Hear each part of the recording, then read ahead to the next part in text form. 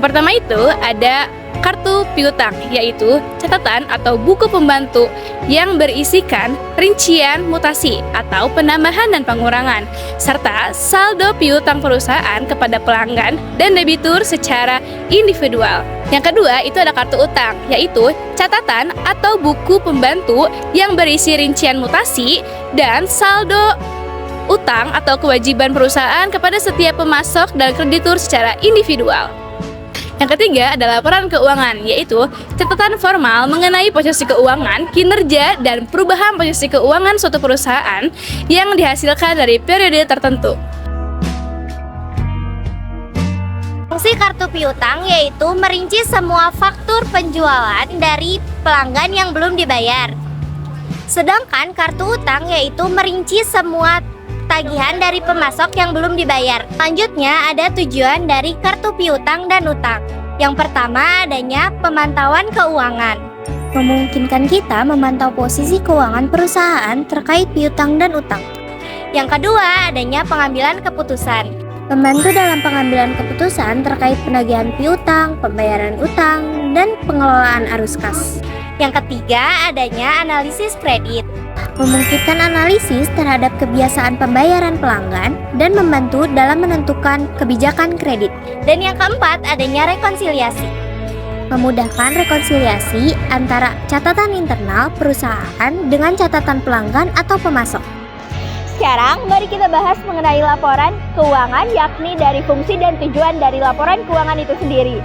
Fungsi dari laporan keuangan yang pertama adalah analisis kinerja keuangan. Laporan keuangan menyediakan informasi mengenai profitabilitas, likuiditas, dan solvabilitas perusahaan. Yang kedua adalah sebagai kepatuhan. Laporan keuangan harus memenuhi standar akuntansi dan peraturan perpajakan yang ada di Indonesia. Yang ketiga adalah sebagai dasar pengambilan dari keputusan. Laporan keuangan menyediakan informasi mengenai apakah perusahaan untung atau rugi. Nah, dari situ perusahaan bisa tahu nih langkah apa yang harus diambil untuk kedepannya. Sekarang tujuan dari laporan keuangan sendiri itu apa sih? Nah, tujuannya ada 3, yaitu transparansi, evaluasi, dan perencanaan. Setiap laporan keuangan harus dihasilkan secara real time. Jadi transparannya terasa. Pastinya laporan keuangan sendiri ini transparan terhadap perusahaan ya. Yang kedua adalah evaluasi. Nah, laporan keuangan sendiri ini menjadi dasar evaluasi kinerja keuangan selama satu periode di perusahaan. Yang ketiga adalah perencanaan. Dari laporan keuangan ini kita tahu nih apa aja yang harus kita lakukan ke depannya, apa aja yang harus dikurangi, dan apa aja yang harus dibenahi untuk perusahaan.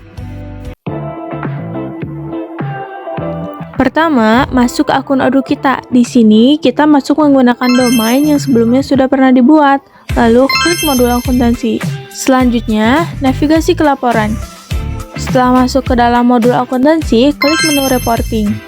Pada menu reporting, cari dan pilih buku besar rekaan atau mitra. Ini akan menampilkan laporan yang berisi saldo pelanggan dan pemasok kita.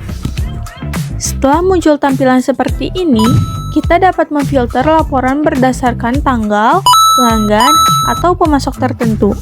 Odoo memungkinkan kita melihat detail transaksi dengan mengklik panah di sebelah kiri setiap akun apabila sudah ada transaksinya.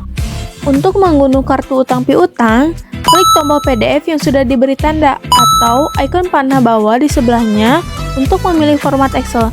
Ini bisa kalian sesuaikan sesuai kebutuhan kalian ya.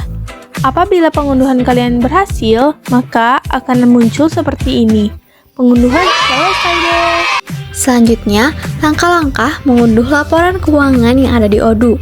Pertama, kita masuk dulu ke modul accounting yang tersedia di aplikasi Odoo ini. Setelah masuk ke dashboard accounting, kita tinggal klik saja bagian reporting. Setelah itu, kalian bisa pilih saja laporan keuangan mana yang akan kalian unduh. Misalnya balance sheet, profit and loss, ataupun yang lainnya. Untuk contoh, saya akan mengunduh bagian balance sheet. Nah, setelah itu, kita bisa mengatur beberapa fitur sebelum kita unduh laporan keuangan tersebut. Nah, ini ada fitur periode waktu. Jika kita klik bagian ini, akan muncul option untuk mengganti periode tertentu. Misalnya, Desember 25, Oktober 25, atau rentang tanggal tertentu. Fungsinya untuk membatasi data buku besar hanya untuk periode yang kita pilih sebelum kita unduh. Selanjutnya, ada fitur yang digunakan untuk menampilkan perbandingan antar dua periode laporan. Biasanya digunakan untuk melihat pertumbuhan atau penurunan pendapatan beban dan wabah dari suatu periode ke periode yang lain, menganalisis tren keuangan apakah meningkat atau menurun, dan membuat laporan keuangan komparatif untuk presentasi manajemen. Misalnya, membandingkan antara November 25 dengan Oktober 25 atau dengan November 2024. Untuk fitur ini, kita bisa menampilkan semua jurnal atau memilih jurnal tertentu saja. Misalnya, hanya transaksi dari jurnal pembelian atau penjualan. Fungsinya untuk menyaring laporan buku besar berdasarkan jenis jurnal. Dalam fitur ini, ada dua status entry jurnal. Yang pertama ada draft atau belum diposting. Status entry jurnal ini masih bisa diedit. Lalu ada post atau sudah diposting. Status entry jurnal ini sudah final dan mempengaruhi laporan keuangan. Kita bisa memilih status mana yang akan kita unduh. Fungsinya untuk memastikan laporan hanya menampilkan transaksi resmi yang sudah dikonfirmasi oleh akuntan. Fitur ini menunjukkan mata uang tampilan laporan yang akan kita unduh. Kita bisa mengubahnya jika perusahaan menggunakan multi-currency atau misalnya USB, EUR. Fungsinya untuk menunjukkan dalam mata uang apa saldo dan transaksi yang akan kita tampilkan. Setelah laporan tampil, kita bisa klik print atau export. Selain itu, kita bisa memilih nih format apa yang akan kita unduh untuk laporan keuangan tersebut. Misalnya berupa PDF untuk laporan resmi, berupa Excel untuk membagikan ke manajemen, atau kita bisa lanjut analisis nih melalui spreadsheet. Kesimpulannya, Odoo Accounting memudahkan kita dalam memantau dan mengelola keuangan perusahaan melalui fitur kartu utang, dan berbagai laporan keuangan seperti neraca, laba rugi, arus kas, serta buku besar. Kita bisa mengetahui posisi keuangan secara akurat. Semua laporan dapat diunduh dalam format PDF atau Excel untuk analisis lebih lanjut.